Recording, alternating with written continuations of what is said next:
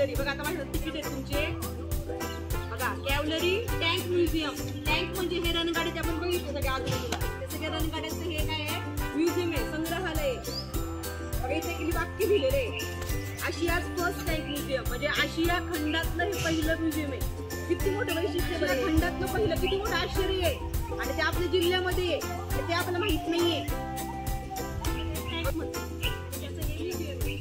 1962 साली भारतची नियुक्त झाला आणि भारतीय युद्धामध्ये या टँकचा वापर केलेला आहे.